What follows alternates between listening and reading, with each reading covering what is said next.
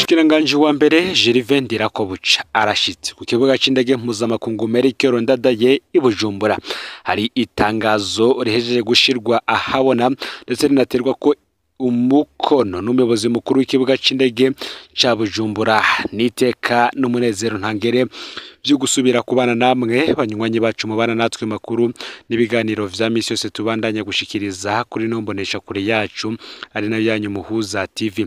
Uyu numwe tugiye kubageza kamakuru ibiriko biravugwa bigezwe ko muri kano kanya ngaha mu gihugu c'u Burundi. Akaba ari amakuru tuza kugaruka ahanini ko yarabana n'umushikiranganji wa mbere Gervais Ndirakobuca n'umutambukanyi we, kandi none tuze kugaruka ku tangazo ryashizwe ahabona n'ubuyobozi bukuru bw'igisagara ca Bujumbura murantungi. Ubuyobozi bukuru bw'ikibuga c'indege mpuzamakungu Melchior Ndadaye i Bujumbura.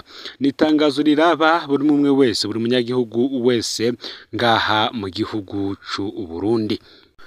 Umushikiranganji wa mbere Gervais Ndirakobuca aganutse avuye mu rugendo yari yarafashe rumushikana mu bihugu vya Kenya na Turukiya. Mu gihugu ca Kenya akaba yaragiye aserukiye umukuru w'igihugu c'u Burundi mu nama igira gatandatu yo kwiga ibijanye no gukingira ibidukikije, ndetse muri iyo nama Burundi bwanashimiwe kubera bwitayeho gukingira ibidukikije biciye muri wa mugambi wiswe Ewe Burundi urambaye. Akaba avuye mu gihugu ca Kenya yaciye abandaniriza urugendo rwe mu gihugu ca Turukiya. Aho naho akaba aragiye yitabiriye ihuriro rigira gatatu ryo kwiga uko imigenderanire n'ibihugu yifashe ku isi, aho baciye basanga isi yugarijwe n'ibibazo bitandukanye vyo gutorera umuti. Umushikiranganji wa mbere Gervais Ndirakobuca agishika ku kibuga mpuzamakungu Melchior Ndadaye i Bujumbura habaye ikintu kidasanzwe. Ico kintu rero nico tuza kugaruka ko muri ano makuru. Ni mu gihe benshi bakomeje kwibaza ku vy'umutekano w'umushikiranganji wa mbere be n'umutambukanyi we, banibaza ku vy'umutekano w'ikibuga c'indege ca Bujumbura. Vyose tuze kubigaruka ko mu buryo burambuye kubihejeje kuba umushikiranganji wa mbere agihonyoza ikirenge ku butaka bw'u Burundi. Ni mu gihe nk'uko nabibabwiye ubuyobozi bw'ikibuga c'indege ca Bujumbura citiriwe Melchior Ndadaye bumenyesha abakoze ikibazo cyo gutwara imiduga ko bahamagaye kuja gukora ikibazo cyo kunyonga pratique, bakaba basabwe kuzishikana nk'uko biri muri iri tangazo. Rero bivugwa ari itangazo ryerekeye abakoze ikibazo cyo kugendesha imodoka be n'ic'abafundi b'imodoka mu kibuga c'indege mpuzamakungu Melchior Ndadaye i Bujumbura. Rigira riti ubuyobozi bukuru bw'urwego rujejwe ivy'indege n'ibibuga vy'indege mu Burundi buramenyesheje abantu bose bakoze ibibazo vyo kwandika bijanye n'umwuga wo kugendesha imodoka, abashoferi be no kuzikora igihe zigwaye, shoferi mekanisye, ko hategekanijwe ikibazo ca pratique ku munsi wa kabiri genekerezo rya 12 Ntwarante uyu mwaka w'2024. Basabwe gutonda ku kibuga c'indege citiriwe umuhisi Melchior Ndadaye igihe c'isaha 2 zo mu gitondo bibangikanye ibi bikurikira: harimwo ica mbere ikarata karangamuntu, ica kabiri hariho urusha rwo kugendesha imodoka, fotokopi ntiyemewe y'uru ruhusha. Bikaba vyagiriwe i Bujumbura kuri uyu munsi. Bikaba ari itangazo ryatewe ko umukono n'umuyobozi mukuru w'urwego rujejwe ivy'indege mu Burundi Ambasaderi Joel Nkurabagaya. Akaba ari we rero yateye umukono kuri iri tangazo.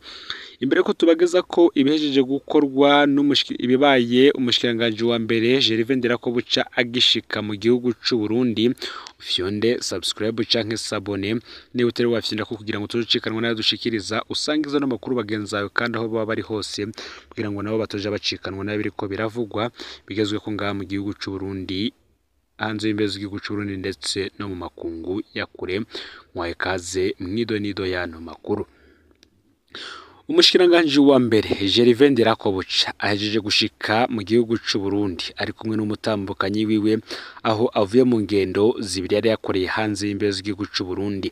Urugendo rwa mbere akaba yararukoreye mu gihugu ca Kenya, urwa kabiri akarubandaniza mu gihugu ca Turukiya n'ubundi aho yari yagiye ahagarariye umukuru w'igihugu nyene c'Uburundi Varisito Ndayishimiye.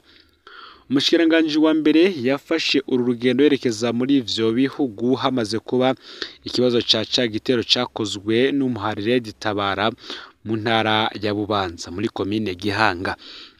Umushikiranganji wa mbere Kabariya yashikirije amajambo menshi yo kwihanganisha abanyagihugu babarizwa muri aka gace, gusa nanone akaba yaravuzemwo amajambo atangaje cane. Yarungitswe hanze y'imbibe z'igihugu c'u Burundi mu gihe hariko kandi haranurwanurwa umugambi wo kumukurako agasubirizwa Ambasaderi Albert Shingiro ajejwe imigenderanire n'ayandi makungu ko ariwe yomusubirira mu kibanza co kuba umushikiranganji wa mbere wa leta y'u Burundi. Kimwe mu bibazo vyibazwa cane ico gihe umushikiranganji wa mbere arungikwa, benshi baza ko ari umwanya abo ku ruhande rw'umukuru w'igihugu Varisito Ndayishimiye bihaye kugira ngo n'ubundi batorere inyishu y'ingene bazomusubiriza adahari. Ese ibi vyarakozwe? Turaza kubigarukako. Nako kandi i Bujumbura huguruwe icese inyubako zitatu. Umukuru w'igihugu Varisito Ndayishimiye yuguruye icese inyubako zitatu zo mu ntara ya Bujumbura. Ya mbere akaba ari inyubakwa igeretse izokoramwo ibiro bijejwe indero mu ntara ya Bujumbura. Ivyo biro bikaba biri muri komine Isare. Iyo nyubakwa igeretse ikaba yubatswe ku mafaranga y'amarundi miliyoni 500. Umukuru w'igihugu Varisito Ndayishimiye yuguruye icese kandi ishami ry'ibanki Bankobu mu ntara ya Bujumbura. Iyo nyubakwa nayo ikaba yatwaye amafaranga agera ku miliyaridi umwe w'amafaranga y'amarundi. Umukuru w'igihugu akaba yuguruye kandi inzu y'uburaro bwa buramatari w'intara ya Bujumbura. Iyo nzu ikaba nayo nyene igeretse. Ngivyo rero ivyabaye mu gisagara ca Bujumbura nkuko turiko tubibabwira. Ni mu gihe kandi ano makuru tuyabandarije ko ariko aravugwa mu gisagara ca Bujumbura n'ubundi igihari nuko umukuru w'igisagara yatanze imisi 45 ku bajejwe intwaro kugira ngo basukure igisagara. Umukuru w'igisagara ca Bujumbura yagiriza abajejwe intwaro ku rwego rwo hasi kutitaho ibibazo bijanye n'isuku. Yabagabishije abaha ikiringo c'ukwezi n'igice kugira ngo bashire ibintu mu buryo. Abatazobikora bakazohabwa ibihano harimwo no kubogozwa. Mu nama yakoranye n'abajejwe intwara barongoye amasoko n'abajejwe umutekano, Jimmy Hatungimana ntiyaciye hirya no hino ku wa mbere inyuma y'umutaga. Mwitunganye mwebwe murongoye amazone, mwisuganye mwebwe murongoye amakaritiye kuko bishobora kubatera ingorane. Yamenyesheje ko igisagara ca Bujumbura ari cirore c'igihugu kuko ingenzi zururutse indege zitegerezwa guca muri ico gisagara kugira ngo zishike mu zindi ntara. Ikibuga c'indege mpuzamakungu ari naco rudende iyo gifise kiri i Bujumbura. Uti bazoca hehe? Mu myanda kandi turi indongozi, niko umukuru w'igisagara yibajije. Kubwiwe ngo ntivyumvikana kubona abarongoye amakaritiye badashobora kurarika abanyagihugu bo muri ivyo bice kugira bakore isuku imbere yaho baba. Yamenyesheje abarongoye amashirahamwe ajejwe gukura imyanda ko gusiba indwi zibiri bitemewe, ko bategezwa gukorana n'abajejwe intwaro ku rwego rwo hasi. Mu minsi 45 uwutazoba yakoze ibikorwa ahawe azoca asubirizwa, akaba ariko umukuru w'igisagara agabisha. Muri ya nama rukokoma ku vy'abamukerarugendo heruka, umukuru w'igihugu yari yamenyesheje ko umwanda wibonekeza mu gisagara ca Bujumbura uteye isoni ku gihugu. Yari yagabishije wenyene ko azoja kwikuburira. Varisito Ndayishimiye yari yamenyesheje ko abategerezwa kubiraba harimwo n'umukuru w'igisagara ngo vyoba vyarabananiye nkuko bivugwa. Ni mu gihe kandi ibintu biriko birabandanya gukomera cane mu gihugu mu gisagara. Ibinyobwa vya Braludi vyabuze ibiciro biraduga, abajejwe intwaro bo ngo baguma bahumirije nkuko bivugwa n'abene gihugu n'umubaro mwinshi cane. Haraheze iminsi bigorana gutora bimwe mu binyobwa vya Braludi mu gisagara c'ubudandaji Bujumbura. Abafise ubunywero bavuga ko ibinyobwa bigorana kuronka bibanza baranguramwo. Ngo nk'inkurikizi igiciro ku icupa caradugijwe. Ihinguriro Braludi naryo ntiriratangaza imvo y'ubwo bukene bw'ibinyobwa. Kubwo abanyagihugu bo mu gisagara c'ubudandaji haraheze iminsi ubukene bw'ibinyobwa vya Braludi busubiriye kwibonekeza. Mu gihe umuntu anyotewe akagomba kwivuna akanyota agira ingendo nyinshi mu bunywero. Mu gihe rero unayironse nka Amstel ikinyobwa canje nkunda kiba kizimvye cyane, akaba ariko umwe mu bagabo baba mu bumanuko bw'igisagara yatangaje. Abanyagihugu bavuga ko igiciro ca Amstel ndende cavuye ku 3,000 kikaja ku 3,500 y'amarundi, kiva ku 2,200 kija ku 2,500 ku kiyeri kinini. Bene ubunywero n'ububari basigura ko hari ubukene mu madepo aho basanzwe barangurira. Ati tugiye mu madepo atwegereye batubwira ko bamaze iminsi Braludi itabaho ivyo binyobwa. Kugira ngo tugumane abo bakiriya bacu duca twemera kuja kubirondera kure, turakoresha ibitoro, nico gituma tuduza ibiciro. Nubwo bimeze uku kandi Braludi yo yamaze gushira habona itangazo ryayo ritangaza imvo yatumye ibinyobwa vyayo bitaboneka ku isoko nk'uko vyahora. Bakavuga ko vyatewe n'ubundi n'intambara iri muri Mer Rouge. Bansoko muri Braludi yemeye kugira ico ashikirije ariko amazina atamenyekanye kandi batemerewe kuvugira kubimenyesha amakuru. Imvo ry'ikena ry'ibinyobwa ni vyinshi. Braludi yaragabanije umwimbu wayo kuva mu mwaka wa 2024 aho gukora amahegitoritiro 300 hakorwa 250.